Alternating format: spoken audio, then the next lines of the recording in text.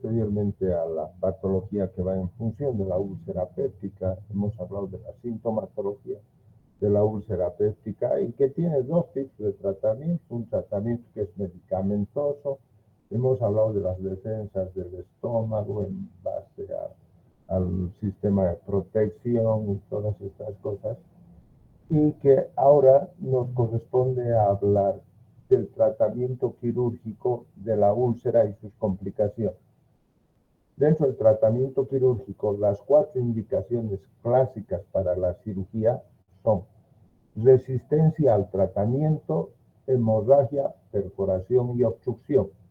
¿Cuándo vamos a decir que el paciente tiene resistencia al tratamiento? Cuando el paciente, pese a estar con un tratamiento medicamentoso que puede estar en relación a los bloqueadores H2, como el Tagamet, la ranitidina, la famotidina, inclusive le hemos dado el sulcalfato, que es el medicamento que se suele utilizar en los casos de resistencia, que el paciente continúa con sintomatología y que los exámenes endoscópicos muestran que no hay una recurrencia de la úlcera. Sigue la úlcera y consiguientemente vamos a tomar ya una decisión para un tratamiento quirúrgico, porque con el tratamiento médico implica el tratamiento dietético, medicamentoso, etc., no hemos podido resolver la patología presente en el paciente.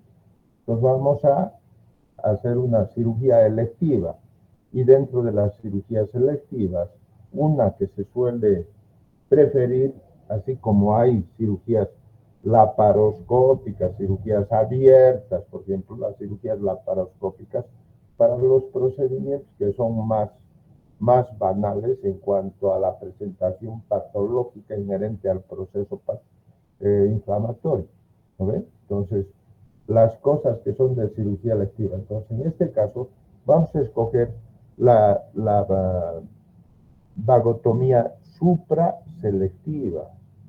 No quiero decir que la vagotomía supraselectiva únicamente se haga dentro de una cirugía abierta, sino que también se puede hacer dentro de un procedimiento laparoscópico. Pero, en síntesis, el tratamiento consistiría en hacer una vagotomía supraselectiva. Según vayamos avanzando, les voy a mostrar lo que es la vagotomía supraselectiva, la vagotomía troncal y lo que es la resección. Luego, la otra complicación que pueden tener estos pacientes con úlcera es la hemorragia. Entonces, estos pacientes acudirán a la consulta o al hospital especificando que han tenido hematemesis, melenas, que han sangrado una cantidad. Pueden acudir a la consulta o al hospital dentro de un estado estable de sus signos vitales, o sea, hemodinámicamente estables, o pueden estar alterados en base a la cantidad de sangrado que hayan tenido.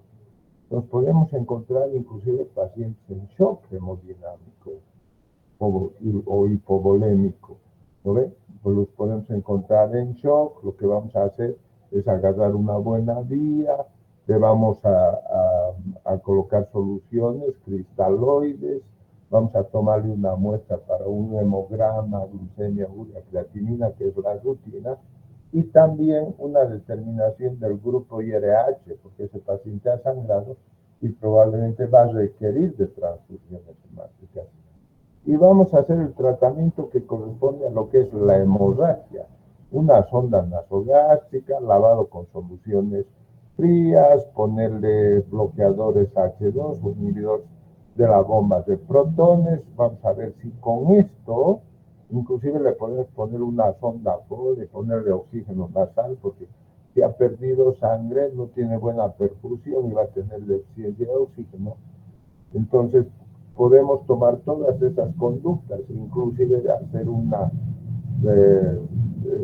canalización para una determinación de presión venosa central, o sea, una PVC, con finalidad de tratar de mantenerlo al paciente hemodinámicamente estable y hacer una evaluación en función de lo que vamos a lavar por medio de las ondas nasográficas. Si el contenido sale muy hemático o hay algo de disminución o se ha controlado a través del lavado y con las medidas que hemos tomado. Esta situación da lugar a que nosotros, posteriormente a que lo establecemos al paciente, tengamos que hacerle un estudio endoscópico con finalidad de ubicar la zona de la hemorragia, si es una úlcera gástrica, si es una úlcera duodenal y si esta úlcera está en una fase de remisión, ha cohibido o sigue sangrando o es muy activa, que puede ser tan activa que ni siquiera nos permita llegar a un diagnóstico endoscópico adecuado. Consiguientemente, ya más o menos teniendo una idea de dónde es la zona de sangrado, ese paciente irá a cirugía. O que el paciente haya remitido, lo internamos para observación, para que se quede en el hospital y vuelva a sangrar, o que la cantidad de sangrado en la fase inicial haya sido de tal magnitud que haya puesto al paciente en un shock hipovolémico. Entonces vamos a tomar ese tipo de conductas para tomar un tipo de conducta quirúrgica. Y otra cosa, los pacientes ancianos, los que tienen más edad, y que aparte de eso tienen un grupo diferente, que no es el grupo RH0 o positivo, o que puede ser del grupo A, del grupo B. Entonces, la dificultad de conseguir ese grupo también es un factor predisponente para que tomemos una conducta de operarlo al paciente. ¿Y qué podríamos hacer? Si es una úlcera duodenal, por ejemplo, vamos a hacer una piloroplastia, vamos a identificar la úlcera, vamos a hacer hemostasia con unos puntos y vamos a concluir la cirugía con una vagotomía troncal y lateral y una operación de drenaje, que es la piloroplastia, que puede ser de Heinick-Mikulicz, de Jaboulet, etc. Esa sería la conducta en el caso hemorrágico. Y en el caso de perforación, los pacientes suelen acudir al hospital especificando de que tienen un dolor abdominal intenso. Entonces lo vamos a examinar al paciente, vamos a ver que el paciente tiene dolor abdominal, un abdomen en tabla, o sea, el abdomen es duro, por eso se llama abdomen en tabla cuando hacemos la palpación. Va a tener signos de irritación peritoneal, lo que implica un abdomen agudo. Podemos constatar de que hay una perforación a través de un procedimiento radiológico. Le vamos a hacer una radiografía de abdomen.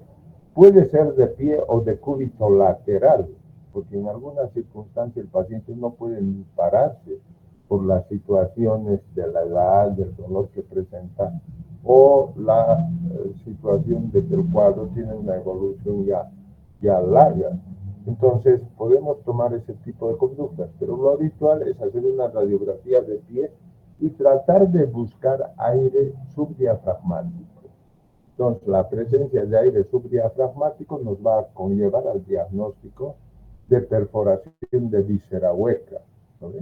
O como también al examen físico, al ver de que el abdomen es en tabla, podemos hacer percusión a nivel de hipocondrio derecho.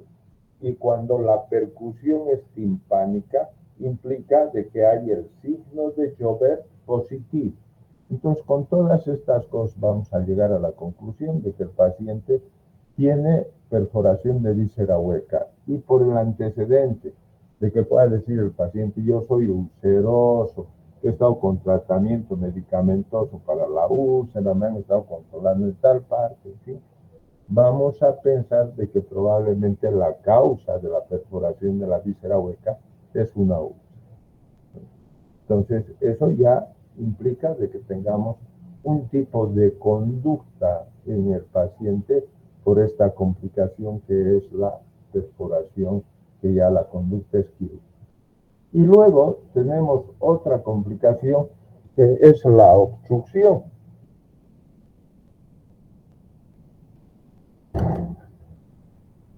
Aquí, por ejemplo, el paciente nos va a referir de que tiene vómitos y generalmente los vómitos son postprandiales.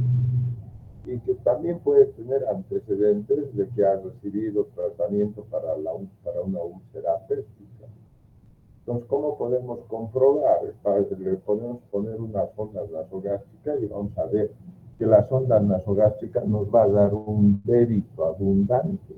O sea, vamos a tener 2, 3 o 4 litros de contenido gástrico y indudablemente por la descompresión el paciente se sentirá un poco mejor. Podemos comprobar cuál puede ser la causa de la obstrucción. Generalmente las obstrucciones acontecen en la parte distal del estómago, entonces en lo que corresponde al píloro, y pueden ser de acción cicatrizal. La úlcera ha cicatrizado y ha dado lugar a una estenosis pilórica.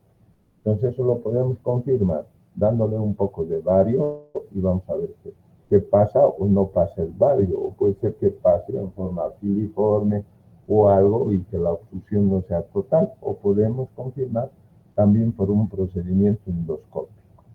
Con una endoscopía, una gastroscopía, vamos a ver cuál puede ser la causa de la obstrucción.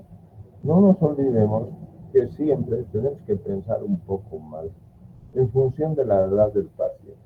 Los pacientes de mayor edad siempre entran dentro de un diagnóstico en tela de juicio que puede tratarse de un proceso neoplásico. Y mientras no confirmemos de que si es neoplásico o es un proceso benigno, tenemos que pensar así. Entonces, aquí ya saben ustedes que las indicaciones quirúrgicas de la úlcera y sus complicaciones son resistencia al tratamiento, hemorragia, perforación y obstrucción. La cirugía, que se divide, hemos dicho, úlcera péptica, marca de que se trata de una úlcera duodenal o gástrica, no la diferencia. Entonces, como si daríamos un diagnóstico general de úlcera sin saber si es gástrica o duodenal. Aquí ya la vamos a dividir. Aquí estamos hablando de la úlcera duodenal. Hemos dicho que aquellos pacientes que tienen una úlcera tienen que tener más de 15.000 equivalentes de ácido clorhídrico por hora. Entonces, ese es BAO para determinar los casos que implican una cirugía que no es de emergencia. Para determinar la acidez gástrica, se coloca una sonda y se va aspirando y se ve qué acidez tiene. Entonces, esas son las pruebas que se pueden hacer en los pacientes cuando se están preparando para un procedimiento quirúrgico electivo. Inclusive se hacen pruebas posteriores a la vagotomía y tal en ocasiones, que también consisten en hacer una determinación de ácido clorhídrico. Si le hemos hecho una vagotomía, pues lo que tenía en el equivalente mayor a 15, tendrá que tener pues 8 o menos, y en base a eso vamos a ver de que el procedimiento es el adecuado, ¿no? Entonces, las úlceras duodenales son hipersecretoras de ácido clorhídrico y la finalidad es disminuir la secreción de ácido clorhídrico. ¿Cómo vamos a disminuir la secreción de ácido clorhídrico? Por medio de una vagotomía troncal y procedimiento de drenaje. ¿Por qué se tiene que hacer un procedimiento de drenaje? Porque al cortar los vagos, medios vagos, ese estómago va a estar atónico, no va a tener contractibilidad y va a mostrar el paciente un síndrome de retención gástrica. Entonces, para evitar de que tenga ese síndrome de retención gástrica, se debe hacer un procedimiento de drenaje que puede ser una piloroplastia de Heineck-Mikulicz, una piloroplastia de Finney o una gastroduodenostomía de Jabuley. O como también podríamos hacer una antrectomía, o sea que es resecar una parte del estómago que implica el procedimiento de drenaje. ¿No ves? La vagotomía supraselectiva, la vagotomía de células parietales y gástrica proximal son términos sinónimos que se utilizan para describir el procedimiento. Hay un nervio, que es el nervio criminal de Grassi, que es una rama proximal del tronco posterior del vago, predispone a la recidiva de la úlcera si se lo deja intacto. Aquí tenemos esta imagen que muestra una vagotomía troncal. Aquí vemos, esta es la parte de la unión gastroesofágica, es el hiato. Entonces liberamos una parte del hiato, desperitonizamos esto y vamos a tener acceso a ver los vagos. ¿Cómo conseguimos esto? Traccionamos el estómago hacia abajo y estos vagos se van a conformar como una cuerda, los vamos a sentir como una cuerda. Entonces ahí los vamos a identificar. Y estos vagos se denominan, como les he dicho, el vago anterior, también se llama vago izquierdo. Y este es el vago posterior que está por detrás, casi del esófago, un tercio del esófago por detrás, que se llama vago derecho o vago posterior. Entonces, ¿qué han hecho aquí? Han hecho una sección del vago, se ha cortado el vago y se ha dado discontinuidad a la inervación en la parte distal. Y lo mismo se va a hacer a este lado. Entonces se va a cortar el vago. Ahora, a este procedimiento que se llama vagotomía troncal bilateral, porque estamos haciendo de ambos lados, debe ir añadido un procedimiento de drenaje. Y hemos dicho que los procedimientos de drenaje es la piloroplastia tipo Heineck-Mikulits, que consiste en hacer una incisión longitudinal en la parte del píloro. Aquí está el píloro, estamos cortando el esfínter al hacer la incisión longitudinal y en esta imagen muestra que aquí, por ejemplo, había una úlcera que ha debido ser sangrante, que le han puesto un par de puntos para hacer hemostasia. Una úlcera posterior, digamos, en la parte posterior de lo que es el duodeno, porque ya aquí está el píloro, está marcado, y esto ya corresponde a la primera porción del duodeno. Entonces hacemos un corte y estamos haciendo, por eso se llama piloroplastia. Y el cierre va a ser transversal con finalidad de que no haya un proceso obstructivo. Entonces esto que hemos abierto lo vamos a cerrar. Si hemos abierto longitudinal, va a haber un cierre transversal. Aquí esta es la vagotomía de Finley, que es una vagotomía, que esta es la parte del estómago y esto es lo del duodeno. Aquí estamos viendo, ya que están haciendo el cierre, la pared posterior y después vamos a ver la parte anterior. La vagotomía supraselectiva. Hay datos sólidos que indican que las úlceras prepilóricas tienen una posibilidad de experimentar recurrencia de las duodenales. No están claras las razones, pero es posible que este no sea un procedimiento óptimo para tratar las úlceras prepilóricas. Aquí tenemos, esta es la vagotomía supraselectiva. La ventaja que tiene la vagotomía supraselectiva es que no tenemos que hacer un procedimiento de drenaje. O sea, no tenemos que hacer piloroplastías ni gastroenteroanastomosis, ningún tipo de procedimiento de drenaje. Lo que hacemos, vamos a desperitonizar esta parte de la parte distal del esófago, que corresponde a unos 6 centímetros. Esto ya correspondería al cardiac. Vamos a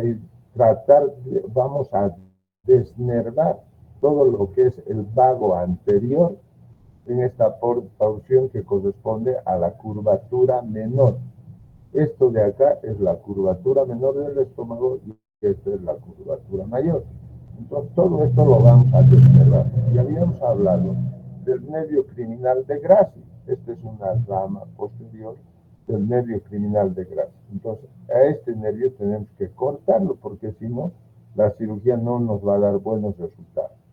Llegamos a la parte del antro, todo esto que estamos desnervando, y en esta parte vamos a respetar ya la inervación. Todo este tronco que viene aquí ya está inervando, que corresponde a la parte distal del antro. Y aquí lo que vamos a respetar es el nervio de la target o pata de ganso. que hay filetes nerviosos en números de 3 hasta 4 que van a inervar la parte del antro. Consiguientemente, al estar inervada esta parte, va a haber contractibilidad y va a dar lugar que todo el alimento que esté en el estómago pueda continuar, pueda pasar al duodeno. Entonces no hay necesidad de hacer una operación de drenaje. Entonces, la diferencia entre las vagotomías tronculares y las vagotomías supraselectivas implica en la recidiva del proceso ulceroso. Se dice que las vagotomías supraselectivas dan un 12% de recidiva. En cambio, las vagotomías tronculares dan un 2 a un 4% de recidiva. Entonces, esas dan menos recidiva que las vagotomías supraselectivas. Sin embargo, las troncales tienen más complicaciones en relación a las vagotomías supraselectivas. La vagotomía troncal y antrectomía. Su tasa de recurrencia es de 0 a 2%. La vagotomía y piloroplastia se utiliza en situaciones de emergencia. La vagotomía supraselectiva en situaciones programadas. La vagotomía con antrectomía es el tratamiento indicado en las úlceras prepilóricas que requieran cirugía programada. O sea, para la cirugía programada podemos aumentarle un procedimiento más que es la antrectomía. ¿Entienden? ¿No? ¿Por qué? ¿Y por qué es más efectiva, que da una recurrencia inferior? Porque estamos inhibiendo de la producción de ácido clorhídrico en casi el 100%, porque al hacer la vagotomía ya estamos haciendo una disminución en la producción de ácido clorhídrico. Y si retiramos el antro, la producción de ácido clorhídrico está dada por una hormona que es la gastrina, que se encuentra en el antro, que va a estimular las células pilóricas del fundus gástrico y va a dar lugar a la producción de ácido clorhídrico. Y si retiramos esta zona, entonces ya no hay gastrina. Entonces vamos a tener que la producción de ácido clorhídrico va a ser muy inferior en relación a únicamente si se le hace una vagotomía. Aquí tenemos que esta es una resección gástrica. Aquí se ha hecho un cierre del duodeno, se está retirando unas 3 partes del estómago. Esto se cataloga como una gastrectomía subtotal. Dejamos únicamente la parte del fundus gástrico para hacer una anastomosis, ya sea en casos en los que la gastrectomía no es tan amplia, se puede anastomosar esto de acá del duodeno con el resto del estómago. O podemos cerrar esto así como aquí y llevar una asa yeyunal. Y estas cosas, a estos procedimientos, se llama Billroth 1 y Billroth 2. El Billroth 1 es cuando el duodeno se anastomosa con el estómago. Y el Billroth 2 es cuando se cierra el duodeno y se lleva una asa yeyunal para anastomosar con el resto del estómago que queda. La vagotomía troncal posterior y seromiotomía anterior laparoscópica. No se dispone de resultados a largo plazo para comparar con los procedimientos abiertos. No requiere un procedimiento de drenaje. Las operaciones para la úlcera gástrica. La antrectomía incluye la úlcera, es el procedimiento estándar en las úlceras gástricas. Es preferible la reconstrucción con técnica de Billroth 1 debido a que la zona piloroduodenal por lo general es normal. Entonces, habíamos dicho que las úlceras gástricas no requieren de una hipersecreción de ácido clorhídrico. Evidentemente, en las úlceras gástricas no se hace vagotomías, únicamente se hace la resección que compromete la parte de la úlcera. Aquí tenemos, esta es la Billroth 1. Entonces, sin embargo, aquí le han hecho también vagotomía. ¿Ves? Aquí le han hecho una vagotomía aquí está cortado el vaso. Aquí han hecho la anastomosis del duodeno en parte del estómago. Esta parte está cerrada y en esta otra parte han hecho la anastomosis. Esto se llama Billroth 1 según la técnica del Hollmeister-Finisterre, porque han hecho la anastomosis en una parte. Y si la anastomosis sería en todo lo del estómago, se llama de tipo Polya. Las operaciones para las complicaciones. Yo no sé si me han entendido. A ver, por favor, si alguien se pronuncia.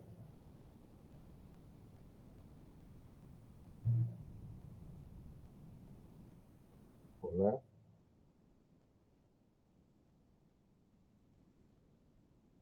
Perdón, ¿están ahí? Sí, doctor. ¿Ya han entendido o quieren que les refuerce un poco que, para que sea más fácil, tal vez?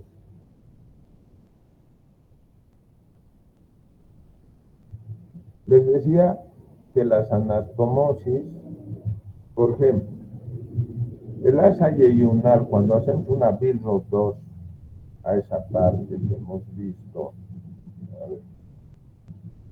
a esta parte que hemos visto, si aquí cerramos esto del duodeno y llevamos el asa yeyunal por acá y anastomosamos a toda esta boca que queda en el estómago, eso se llama Billroth 2. Y el yeyuno, que puede ser antecólica, o sea, por delante del colon, se llama antecólica. Y puede ser transmesocolónica, o sea, podemos abrir un ojal en el meso que está vascularizando al colon y llevar por ahí atrás el yeyuno. Entonces, eso se llama transmesocolónica. Y si las asas de intestino del yeyuno siguen un sentido, así como estoy marcando la flecha, se llama isoperistáltica. Si sería al revés que esto, al revés, se llamaría anisoperistáltica. ¿Entienden? Y la anastomosis puede ser tipo Polya, cuando la anastomosis es en toda la parte, o puede ser una anastomosis de tipo Hollmeister-Finisterre, que está agarrando una parte. Probablemente todas estas cosas no vayan a ser, pero ustedes tienen que saber lo que es la Billroth 1 y la Billroth 2. Eso, isoperistáltica, anisoperistáltica, antecólica o retrocólica o transmesocolónica, eso ya entra dentro de una situación de lo que es la especialidad. Pero yo lo que quiero es darles conceptos que sean básicos y que sean de utilidad para ustedes. Y ya cuando hagan la especialidad entrarán en profundidad de las técnicas y todas las cosas. Bueno, vamos a dar continuidad a lo que estamos mostrando. ¿Ven? Aquí, operaciones para las complicaciones. Para hemorragia, se puede realizar esófago gastroduodenoscopía cuando hay hemorragia. Cauterio bipolar, sonda térmica o tratamiento de inyección puede tener una recidiva de 10 a 40%. El tratamiento de inyección se llama escleroterapia. Se utilizan soluciones de alcohol absoluto con algo de aceite de ricino, que implica infiltración en la mucosa, no en toda la pared del intestino, porque produce necrosis, y únicamente en lo que es la mucosa, donde está la zona de sangrado. Lo hemos operado algunas veces pacientes que les han hecho en esta cuestión de las varices esófagas, la hemorragia por vasos, gotas que le han hecho escleroterapia y le han perforado ahí en el gastro, digamos. Entonces, esas son complicaciones que suelen haber por este procedimiento de escleroterapia. Y el que hace eso tiene que tener cuidado. ¿No? El cauterio bipolar es un electrobisturí, ¿no? que van a cauterizar la zona sanguínea. Se puede utilizar también láser para hacer una cuestión de coagulación. La selección del procedimiento se limita a dos posibilidades.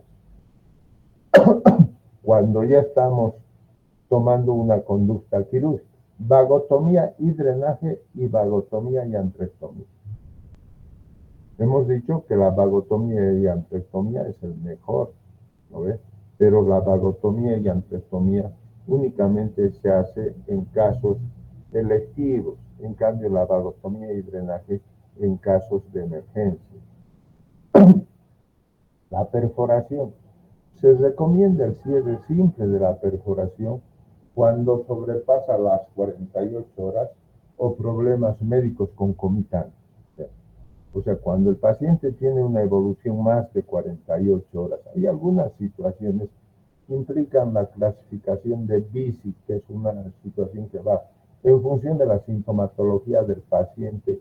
Se dice que si no ha tenido sintomatología ulcerosa ni nada, entonces probablemente no hay necesidad de hacer un tratamiento en relación a lo que es la patología, porque lo que es la emergencia es, digamos, la perforación, digamos, la emergencia, y podemos hacer el cierre simple de la perforación, pero el paciente va a ser hipersecretor, va a seguir con problemas ulcerosos, que vamos a ir controlando médicamente o vamos a tener la necesidad de reoperarlo en un tiempo cuando esté en mejores condiciones y hacer un tratamiento definitivo para su proceso ulceroso.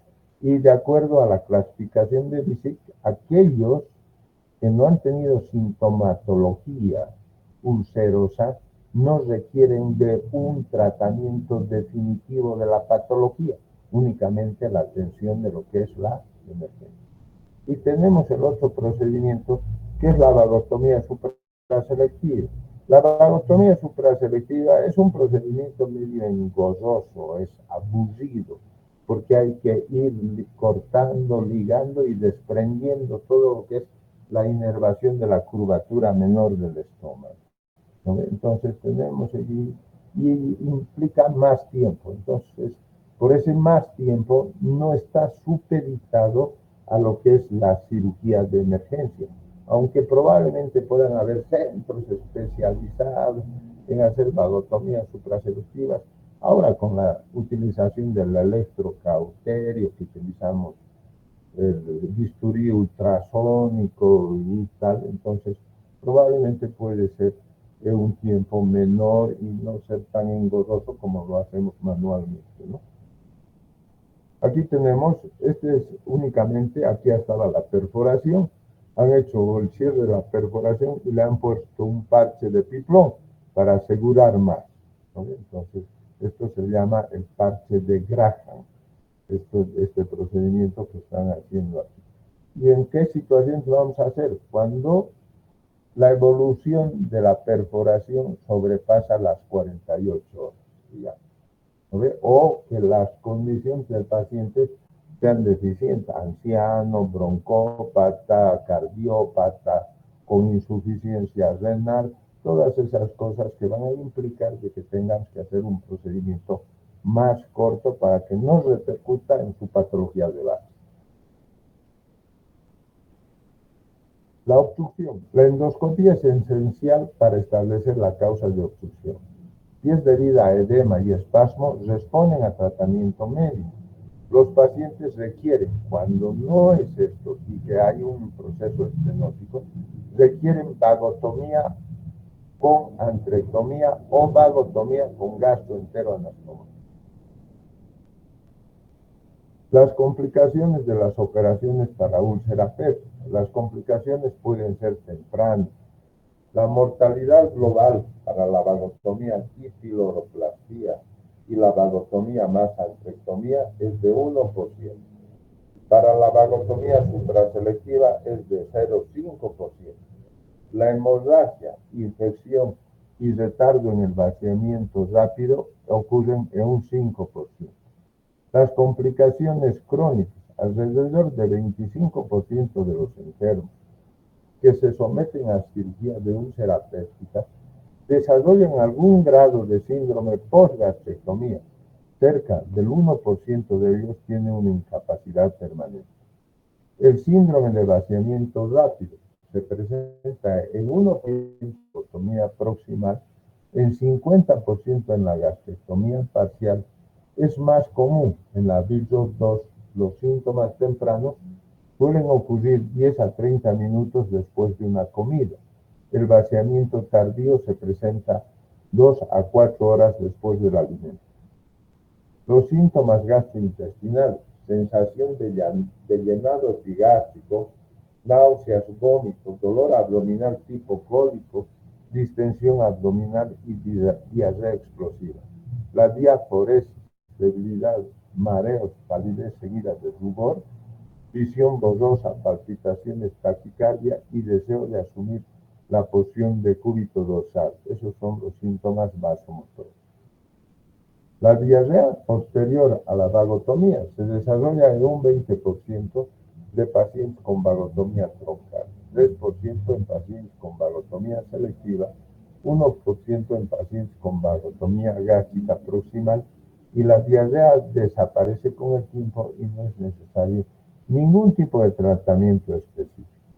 El síndrome de asa aferente puede ocasionar obstrucciones agudas y completas, puede presentar vómitos con características biliares y sin alimento.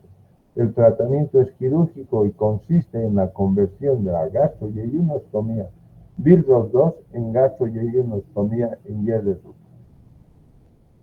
El síndrome de asa eferente. Los síntomas son de cualquier obstrucción del intestino delgado o de la salida gástrica. Presentan dolor abdominal difuso tipo cólico, vómitos biliosos con alimento. El tratamiento es quirúrgico dependiendo de la causa. La gastritis por reflujo alcalino se caracteriza por dolor epigástrico constante y urente, exacerbado por el consumo de alimentos, náuseas y vómitos biliosos que no alivian el dolor. Se diagnostica con la endoscopía. El tratamiento médico no es muy efectivo y el tratamiento quirúrgico consiste en una cirugía en Yedesuk. O sea, ¿qué pasa? La BIRDOS2, que es la que más da este tipo de patología, da lugar a que toda la bilis tiene que ir por la parte distal del estómago, porque ahí está la unión. O sea, el yeyuno está anastomosado al estómago. Entonces va la bilis ahí y puede condicionar una gastritis alcalina por presencia de bilis. Entonces, ¿cómo vamos a obviar eso?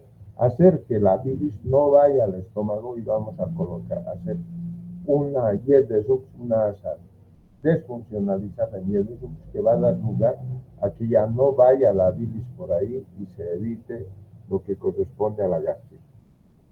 La gastritis inducida por tensión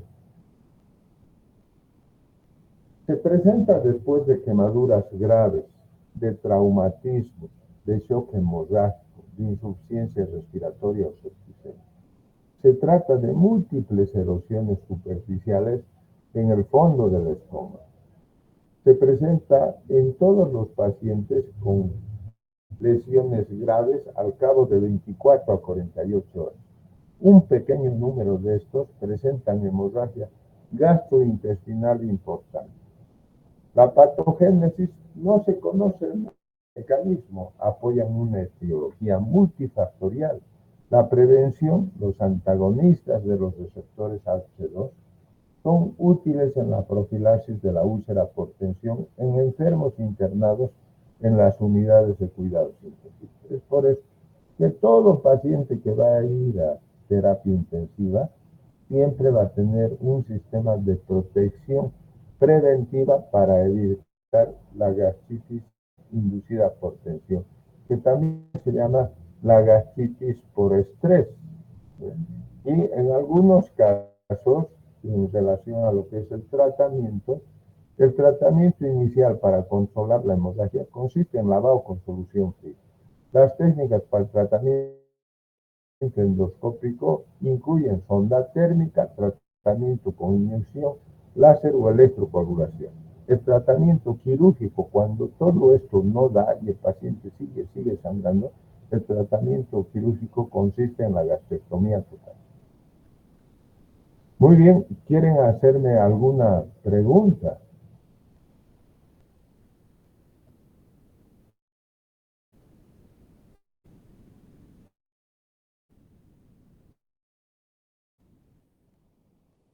Hola.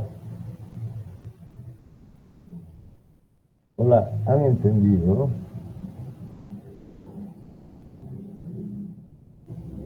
¿Hay alguna pregunta? ¿Alguna pregunta?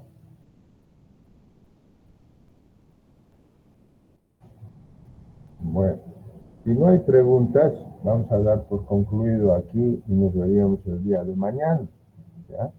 Para dar continuidad al tema. Bueno.